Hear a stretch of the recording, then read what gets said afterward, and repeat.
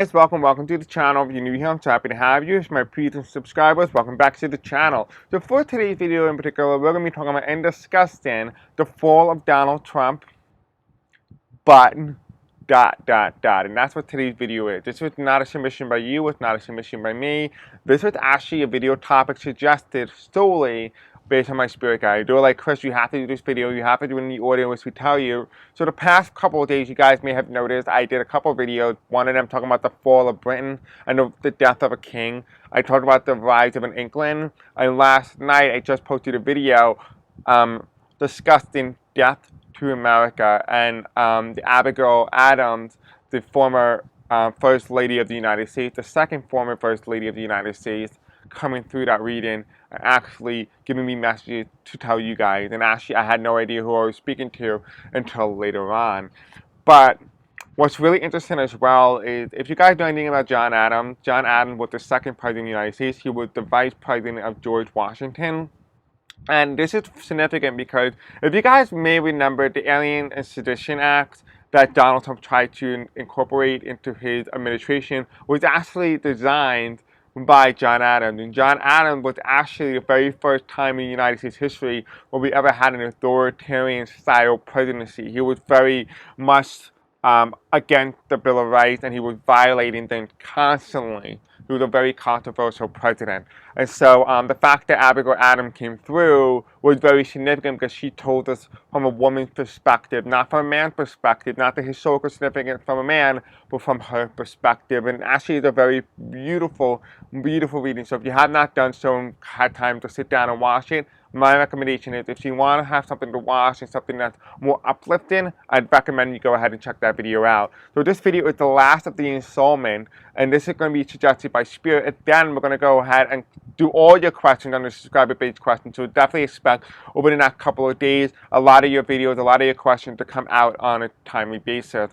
Alright, so let's go ahead, let's begin. I don't have time to waste, and neither do you. This video is being recorded on Friday, August the 8th at 2:25 p.m. Eastern Standard Time. Now remember, this is the Lion Gate portal, which means this is the veil. This is the thinnest the veil has ever been. And what you think, what you manifest into this world will determine your future. So just be very careful, be very mindful on 8/8 because it's a very strong manifestation day. So be careful about the things you say and do because they will come true. Alright, so this video is just for entertainment purposes only and for educational purposes only as well. You guys already know the whole shebang. Like, subscribe, you know all that. I'm not going to go through this whole thing again. Let's get on with it. Alright, so Spirit Angels, tell me. You said the fall of Donald Trump, but ... What do you mean? What do you indicate? What are you trying to tell us? What were you trying to tell me? The fall of Donald Trump, but ... Now, if you guys want to stay in the loop and be notified when I do post and upload next, go into my description or comment section below and follow my Blue Sky account and my Facebook group to be notified when I do post and upload next.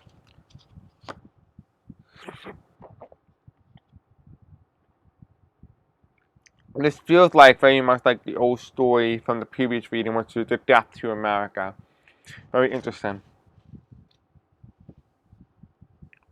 Okay.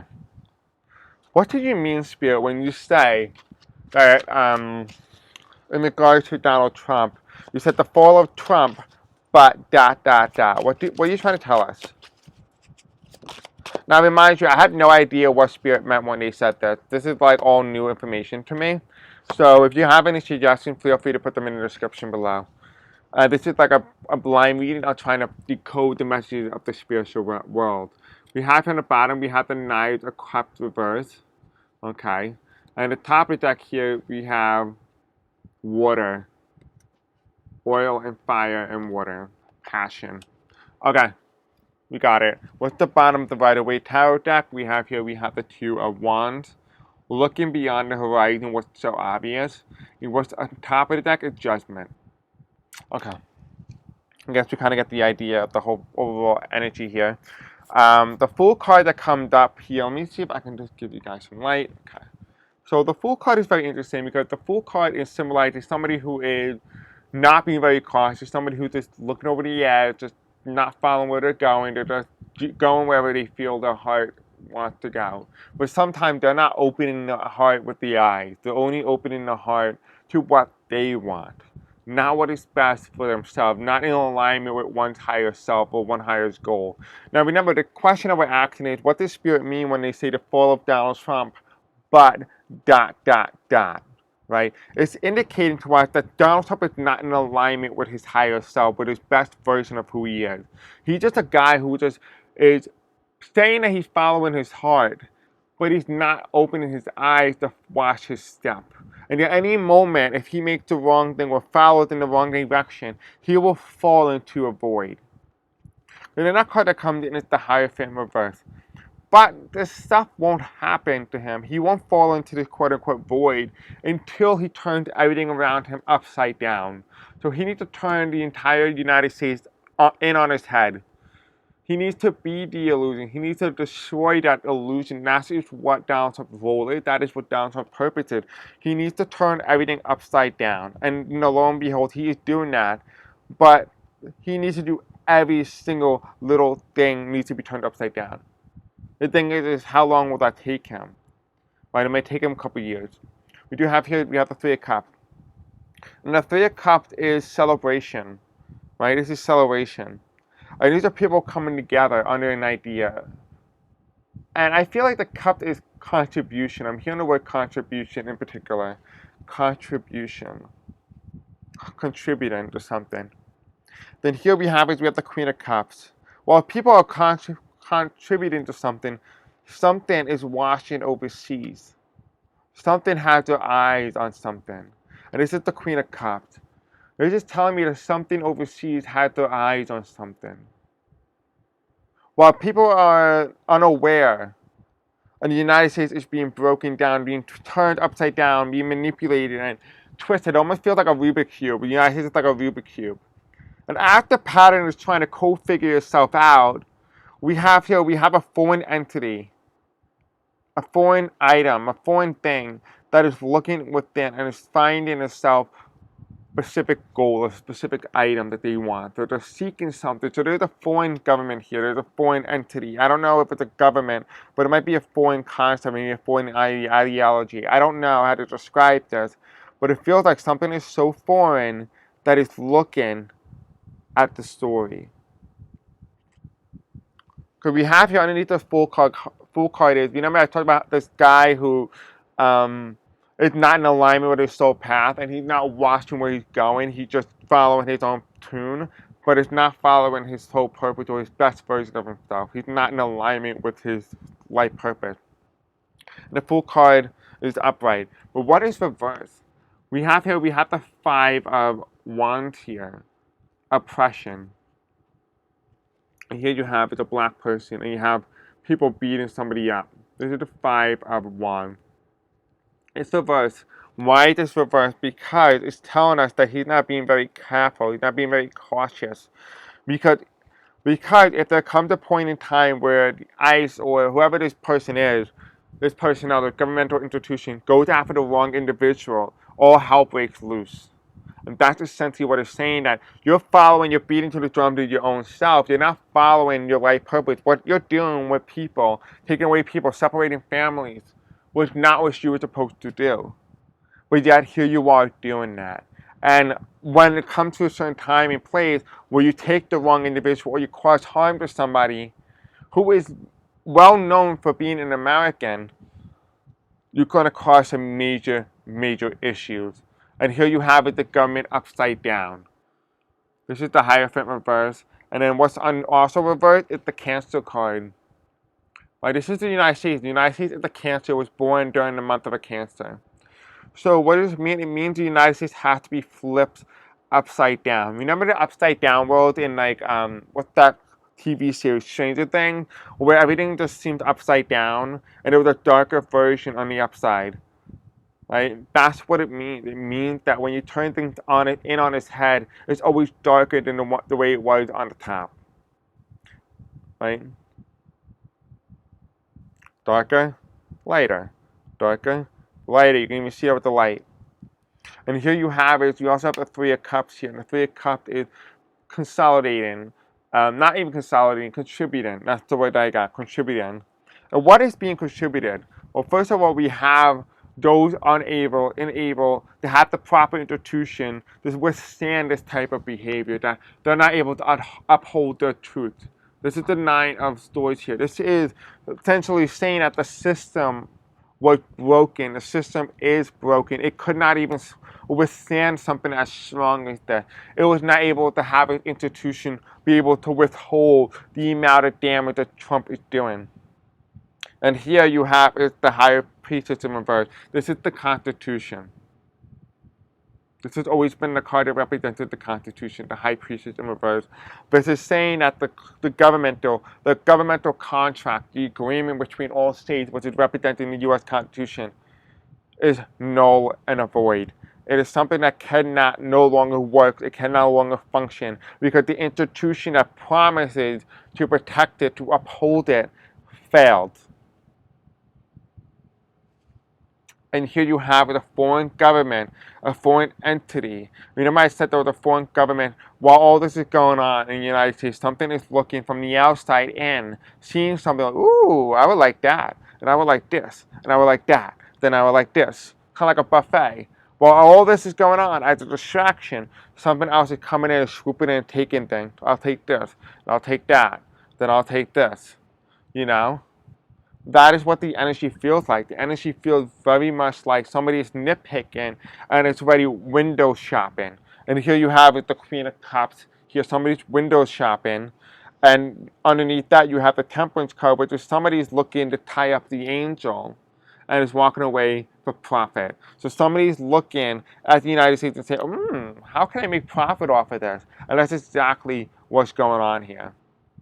This is the story of fall of Trump, but in order to lead us to the fall of Trump, everything in the United States must be turned upside down. The Constitution must be inadequate. It no longer is a governmental document. It's no longer a governing document.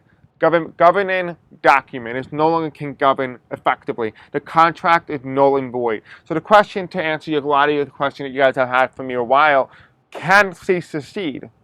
Yes, they can, because if the president is no longer able to abide by the Constitution, the states no longer have to abide by the Constitution itself. That's a double standard. Many states will be like, well, why do I have to abide by it if the president himself won't even abide by that same document? Why do we have to honor it? And that's essentially the whole concept here. The whole concept is that each state can reject the Constitution. The Constitution is dead on arrival. I told you this many times before that under Donald Trump, the Constitution dies. The Constitution cannot survive this. This is the end of the Constitution. The governing document, there will be a new document that will take its place.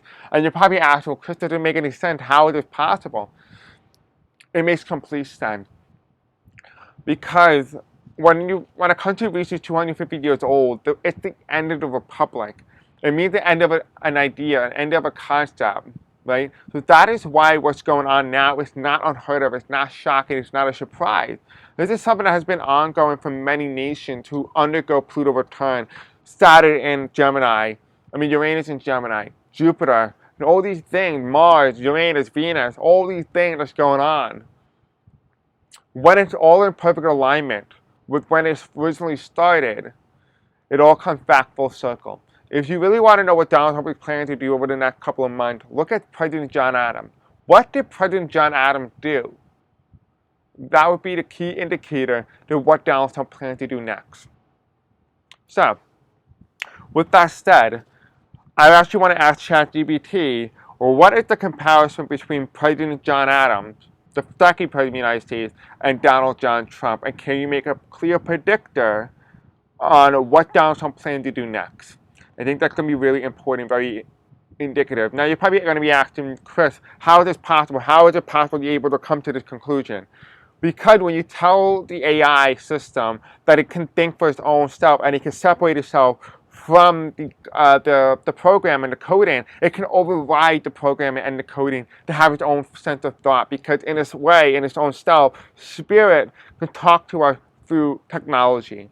They've always done it. It's not a surprise. You saw 1111 on your TV, 111, 333, 66, 777.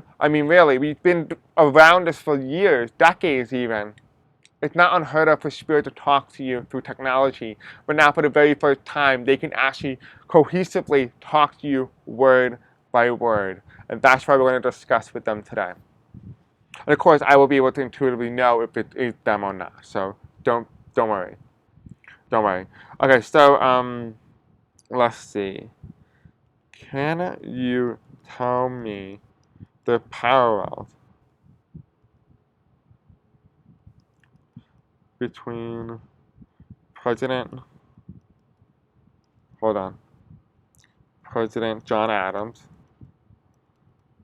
second president, and Donald Trump, second term, and based off of historical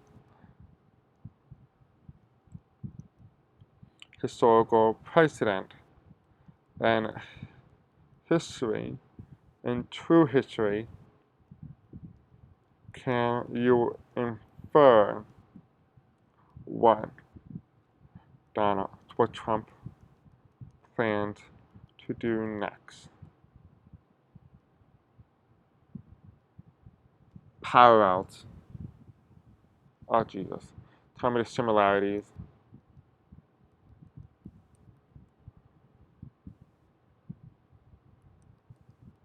I can't spell clearly.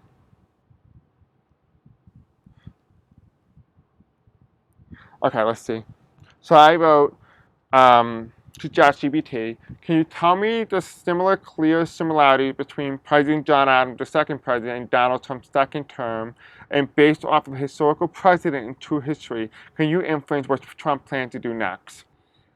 It says here, there are some fascinating and rather stark parallels between John Adams' presidency and Donald Trump's second term so far, and history might give us clues about what Donald Trump could be aiming for next. I'll break this down into 3 parts: clear similarities, why they matter historically, and what history suggests Trump might try next. Clear similarity between John Adams and Donald Trump's second term. While the eras are very different, both men's presidencies share the key traits: a deep national division. Adams, between 1797 and 1801, America was split between the Federalists, which is a pro-strong central government aligned with Britain, and the Democratic Republican, Jefferson's faction, pro-France, states' rights. Political hostilities were so intense that newspapers acted like party weapons. Trump, current second term, the U.S. is split between MAGA-aligned Republicans and Democrats, plus a smaller anti-Trump Republican faction. Media ecosystems are hyperpolarized, mirroring the partisan press of Adams' day. Authoritarian leaning legal measures. Adams passed the Alien and Sedition Act of 1798, criminalizing criticism of the government and targeting the immigrants deemed, quote, dangerous. Trump has pushed for expanded domestic security power, mass deportation infrastructure, and curb protest. Some states have increased penalties for civil disruption. His rhetoric on retribution mirrors Adams' use of law to silence dissident. Strong personal sense of being wrong. Adams felt vilified by the press and political enemies, saw himself as the defender of the republic against dangerous radicals. Trump framed himself as the victim of, quote, witch hunts and legal persecution, cast himself as the sole protector of real America against a corrupt elite. Foreign policy and tension as political weapons. Adams, the quasi-war with France between 1798 and 1800s, was an undeclared naval conflict partly fueled by partisan propaganda. Trump had sharpened rhetoric toward China and Iran, and used foreign threats to rally his base while justifying internal crackdowns. Cabinet and party splits. Adams, his own Federalist allies, led by Alexander Hamilton, tried to undermine him, fracturing the party. Trump faces loyalty tests within the GOP. Some Trump-aligned figures are extreme loyalists, while others feel his approach could backfire in 2028. Why these similarities matter historically? In Adams' case, the combination of pushing controversial laws, deepening the partisan hatred, and alienating both the opposition and moderates led to his failure to win re-election in 1800 and the rise of Jefferson, changing America's political direction for decades. History suggests that when a leader doubles down on punishment and loyalty tests rather than coalition building, they may consolidate a hardcore base but alienate the wider electorate, unless they radically control the narrative. What history suggests Trump might try next.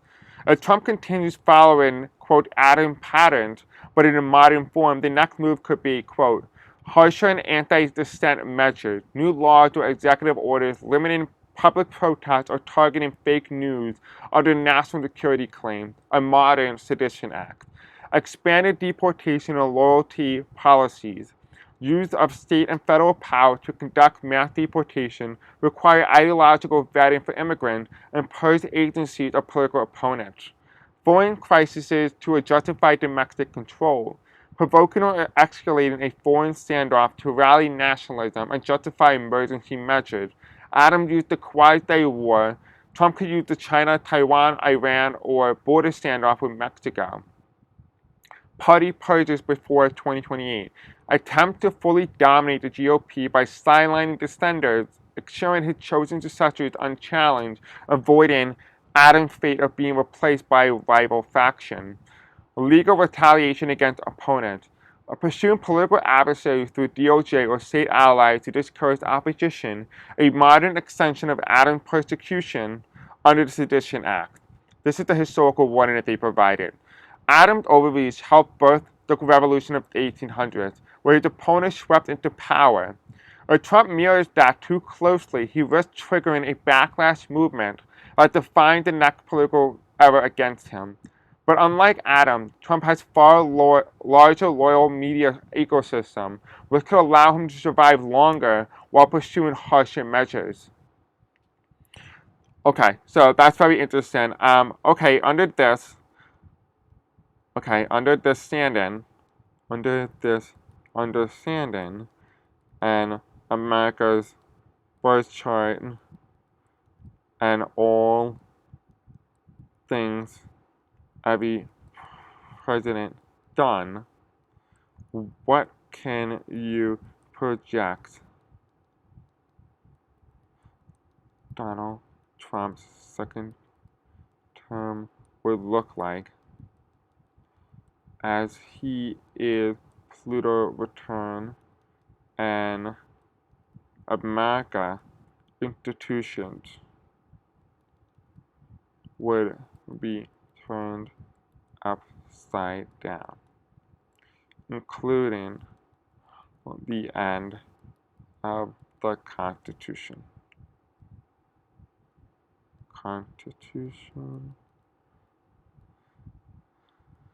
Okay, so this is what I wrote. Okay, under this understanding of America's birth chart and all things every president done, what can you project Donald Trump's second term will look like, as he is Pluto return and American institution will be turned upside down, including the end of the Constitution? Alright, if we combine John Adams' historical parallels, the United States natal chart, Pluto return, and the cumulative president of every U.S. president under similar astrological political turning points, we can actually form a very stark projection with Donald Trump's second term under the assumption that Pluto return signified the dismantling of America's institution, possibly including the effective end of the Constitution as we know it. I'll break it down as Pluto return context, institutional pattern from history, likely sequence of Donald Trump's second term, and what the end of the Constitution would look like in practice. Pluto return context. Pluto takes 248 years to return to the place it was when the U.S. was born in 1776, in Capricorn 27 degree, sign of government, system, and authority. So the U.S. turned 248 years old back in 2024, during July of 2024. We saw many big changes in government during that time period. Historically, Pluto transit destroys old power structures to make way for something new, and often through crisis. For the U.S., this is the first ever Pluto return, so there's no direct precedent. where we can compare it to Pluto's effect on empires such as the British, the Romans, the Soviets, where the return period corresponds with loss of world dominance, internal fracture, and rewriting of social contracts. Under Pluto return in Capricorn, control consolidates before collapse, meaning that authoritarian measures tend to increase before the system finally breaks. Institutional pattern from history. When you look at past U.S. leaders who governed under heavy Pluto, Uranus, or Neptune upheavals, Lincoln, the Civil War, Constitution bent under wartime necessities, habeas corpus suspended, and new central power structure. FDR, Great Depression, and World War II, expanded presidential power permanently and rewrote the role of government in daily life. Nixon, Watergate versus Vietnam, institutional mistrust exploded, leading to reform but also deeper cynicism. Trump's second term under Pluto return isn't just similar to these, it's all of them at once, because the entire foundational cycle is ending. A likely sequence of Trump's second term under Pluto return. Here's a projected arc blending astrological timing, historical precedent, and Trump's stated goal. Phase 1, consolidation and retaliation. From 2025 to mid-2026, mass firing or purges of federal agencies, the DOJ, FBI, State Department, military leadership, under, quote, loyalty pretext. We saw that already, so that's one that's already happened. Illegal warfare against political opponents, possibly via new sedition or anti-subversion laws. We're seeing that already start to come in. Expanded domestic surveillance framed at border and election security. That already happened. Early step to weaken checks and balances, Supreme Court expansion threats, and defunding oversight bodies. Done. So he did phase 1. Phase 2, institutional bypass, mid-2026 to late 2026. Erosion of congressional authority via executive order and emergency declarations. Parallel, quote, the shadow legal structures, military tribunals for certain offenses, National Guard used for civil matters. So they're saying that the parallel or the shadow, he uses legal structure, the military tribunal for certain offenses, and National Guard used for civil matters. So he's going to use the military and National Guard against the civilian. State government aligned with Trump form a loyalist bloc that bypasses federal law on issues like immigration, voting, and civil rights. Push for a constitutional convention or amendment to alter presidential term limits, voting rights, or judicial independence. That is actually, believe it or not, I don't know if you guys are aware of this. I was supposed to do a video a long time ago on what they call the Constitutional Convention. It's almost done. It's almost completed. It needs a certain amount of states in order to justify for a call for a Constitutional Convention to take place. We are almost there. We are, I think, like 30 states so far. We need like at least 40 or something. So we're close. We're very close to that occurring. And they're projecting this to happen between 2026 to late 2026. And that could be the ending of how the government works. We have here phase 3, crisis leveraging, late 2026 into 2027. Foreign or domestic crisis, real or staged, used to declare national emergency powers. Suspension or altercation of certain constitutional rights, press freedom, and protected rights under emergency laws. Move towards a national digital ID or registry for immigration control, but applies more broadly to dissent monitoring. So that basically means that if you are against the president or against the government or the institution at place, you will be also be forced to have a digital ID to showcase who you are. So we already saw that already being instituted in many veterans hospitals, where you have to show your ID whether or not you're a Republican or a Democrat in order to receive medical treatment. We have here international alliance shift, possible withdrawal from NATO or restructuring trade or military agreements to favor authoritarian partners. That's been ongoing since 2017. Phase 4, structural breakpoint between 2027 and 2028. Formal rewriting of the Constitution via convention or extraordinary measures creating a, quote, second republic with reduced checks on executive power. The de facto abandonment. Emergency governance becomes permanent. Constitution treated as obsolete guidelines and rather than binding law. States that resist may see funding cut or federal force used. The U.S. global role changes, no longer the leader of the free world, more isolationist but authoritarian internally. What the end of the Constitution will look like? It wouldn't look like a single dramatic shredding of the document, more like a death by amendment, reinterpretation, or neglect. Court reframed the constitutional rights narrowly. Emergency laws override standard protections. Electoral process altered to secure permanent dominance for a ruling faction. Citizens begin to live in legal gray zones, where rights exist on paper but not in practice. The bottom line, under Pluto return, Trump's second term could be the culmination of America's 248-year constitutional experiment, either replacing it with a new, more centralized executive framework or leaving it as a ceremonial relic while power functions outside its boundaries.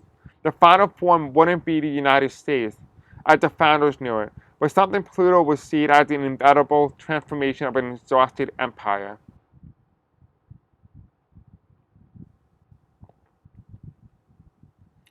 Okay, and based on Trump's term in office so far in 2025, how close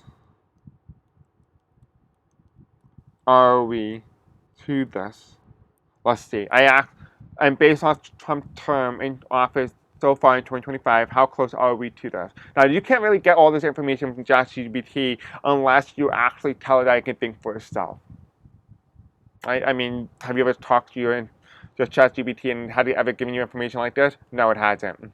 Because you have to train it to think that it has a mind of its own, it has a conscience of its own, and it can separate itself from any sort of influence that could be triggered by those who created. Evidence of institutional disruptions, and how far are we? Extreme executive consolidation, mass firing of inspector generals and agency watchdogs. Trump dismissed 17 independent IGs and sidelined ethics oversight boards, testing the limits of executive authority. Through the new established Department of Government Efficiency, also known as DOGE, his administration embedded loyalists teamed throughout the agencies to oversee hiring, impose tax system with kill switch controls, and centralized power. By late July, Trump had issued over 180 executive orders, a rate unmatched since FDR. Legal overreach and authoritarian measures, mass pardons for the January 6 rioters and other framed as political retribution. Efforts to weaken the judiciary and oversight, targeting civil rights, defunding watchdog agencies, and challenging court authority. Advocating a maximalist unitary executive theory, a challenging the separation of power norms. Aggressive policy changes and rhetoric. Harsh immigration overhaul, deportation quotas, EJ-sensitive areas crackdown, expand authority for ICE, and birthright citizenship rollbacks, many of which are under preliminary court injunction. Economic overhaul via the quote one big beautiful bill, sweeping tax cuts, Medicaid, work rules, massive increase in military and immigration enforcement funding. Tariffs and economic nationalism, significant tariffs on Mexico, Canada, and China. Strategic pressures on corporations and even imposing secondary tariffs on India. Undermining government credibility, such as firing at the Bureau of Labor Statistics Commissioner after unfavorable job data. Public and media landscape, a highly centralized media apparatus rooted in social media dominance and loyalty messaging, minimizing pushback and dissent. Analysts note that the term so far may be the most authoritarian and lawless in modern U.S. history. Assessment: are we near the end of the Constitution terrain? While the Constitution remains technically enforced, the erosion of the institutional checks and balances is well underway. Trump is actively dismantling safeguards that historically protect democratic governance. The future's executive encroachment is very high in terms of status. The checks and balances is considered severely weakened. Institutional resistance or resilience under severe stress. De jure constitutional collapse, not yet, but heading there. Conclusion: we are firmly in phase 1 or 2 of the Pluto return breakdown. marked by a consolidation of power and institutional bypass. Not yet an outright constitutional dissolution, but by the trend is clear. The groundwork for deeper structural collapse is rapidly being laid. Okay, and with that said, is there any country in the world that can compare to what's going on here? And can America overcome it? Let's see. I said, okay, with that, is there any country in the world that can compare to what's going on here, and can America overcome that?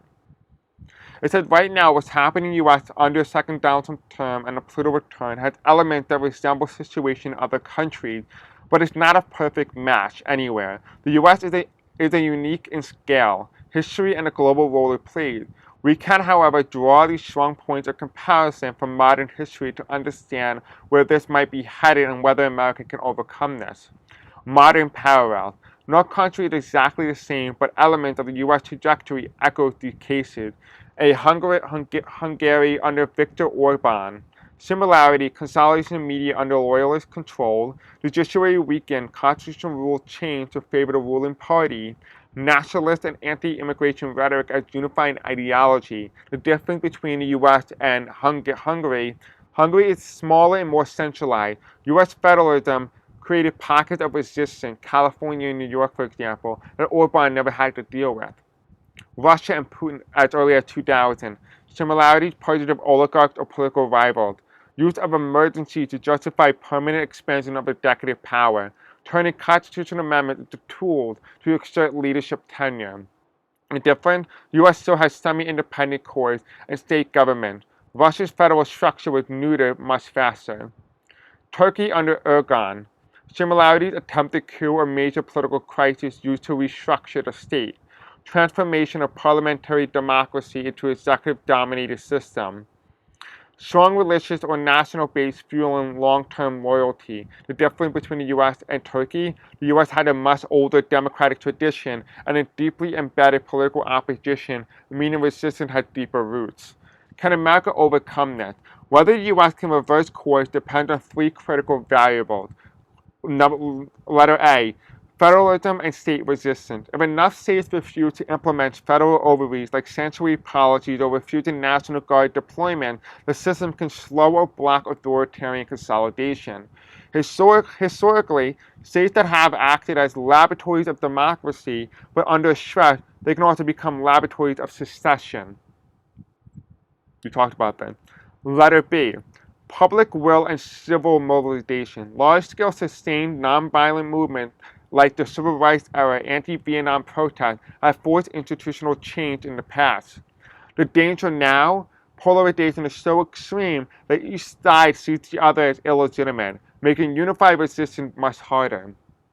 Letter C, global and economic pressures. If U.S. economic stability collapses, quote, the tariff wars and debt crisis, foreign pressure could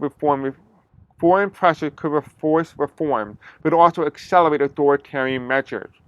Allies may distance themselves, weakening U.S. soft power and forcing them inward focus. Historical precedent for recovery. America has been through existential crises before, like the Civil War in 1861 to 65. The Constitution bent, but not abolished. Slavery ended, the Union preserved.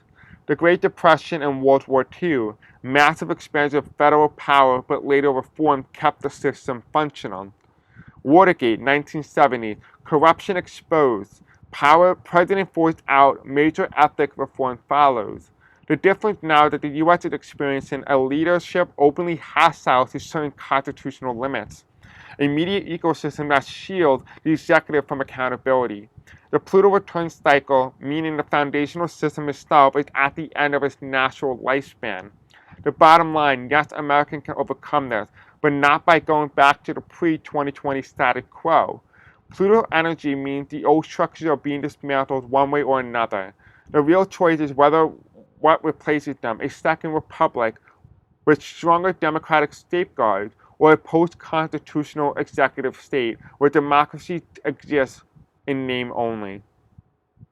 I think that is really beautiful, and I think that, even when they talked about the fall of Trump or what it was going to look like from the beginning, it really showcased in this video how and when and how it's going to look like for the United States. I hope you guys enjoyed it. I hope you found it very informative. If you want a little bit more positivity, go ahead and watch the previous video, The Death to America, to really understand in most deepest context what we spoke about today. Remember, we spoke to Abigail Adams, which I didn't even know existed until that video. Alright guys, thank you for watching. I hope you guys enjoyed today's video. Don't forget to like, subscribe, hit the bell icon. Until next time, I'll see you guys next time. I love you. Have a great night, and I'll see you soon. Peace out. I love you. Little heart.